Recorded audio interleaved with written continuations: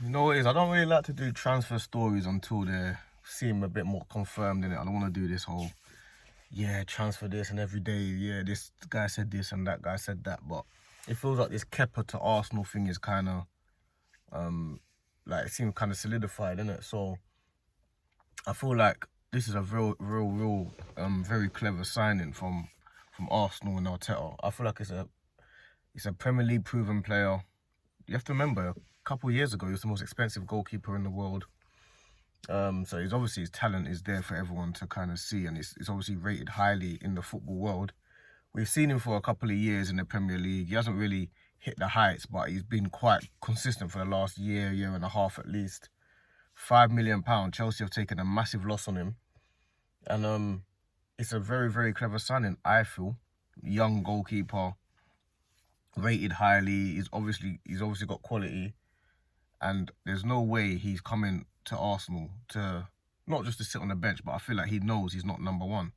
I feel like he probably thinks I can become number one, but I'm probably not number one now. That's what I believe. So it's a clever signing. The only thing is, we've got to remember, this is the same goalkeeper that refused to come off the pitch when he was being substituted. It's the same goalkeeper that he's got that in him to be able to, you know what I mean, potentially become disruptive. I feel like Arteta won't accept that anyway. Like, I feel like Arteta's a strong enough manager to not even bother. You can't even get away with all that with him. I think Arteta is a bit of too much of a dictator anyway. Him and Guardiola and those guys, them men are dictators. So I don't think that's too much of an issue. It's an issue for me because obviously that's what I remember, but I don't think it's going to be too much of an issue for Arteta and the players on the board. But yeah, I feel like it's a clever signing. £5 million for a Premier League proven, potentially one of the talent-wise, one of the best goalkeepers around.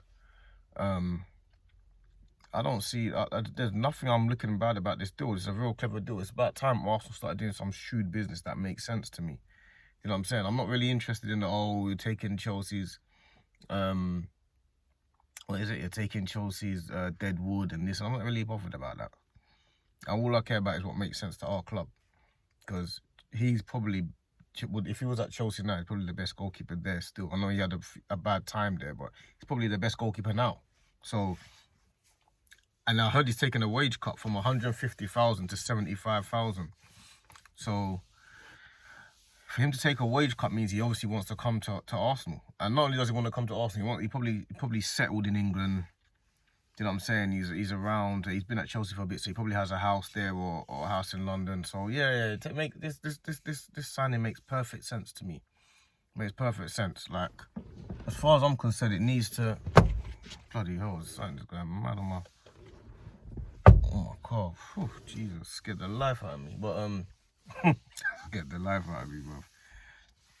But yeah, in terms of other signings and stuff, we need to. I'm not too worried about it. Everyone seems to be panicking. Oh, we're getting this guy, we're getting that. I'm not really too worried about it. It's so early in the window. I know Liverpool have signed a few players, and Man United look like they're signing teams, and Man City.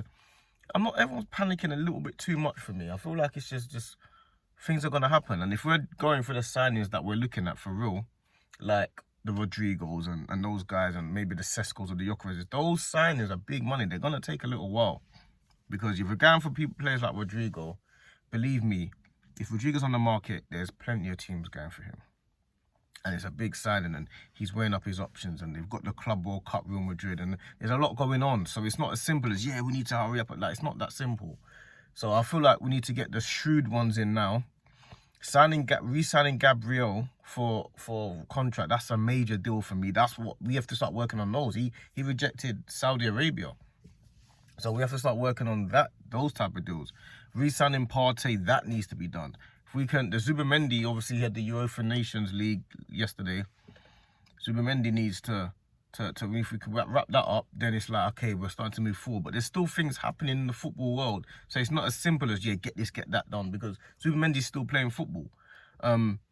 Gabriel's getting offers from Saudi. Do you know what I'm saying? Gyökeres and Sesko, we have to make a decision. So I feel like it's too much chaos and panic. But I feel like the Kepa signing as a whole, that makes sense. It's a good signing. It's exactly what we need. We need a goalkeeper that I feel comfortable confident in and is comfortable. And I'm not too worried about the playing out from the back and all of that type of stuff. I just know I want a goalkeeper that is, when Raya is, because remember when Neto was there, Neto did some madness when he came out well out of his goal. And remember, Neto in the Champions League, he was on some madness.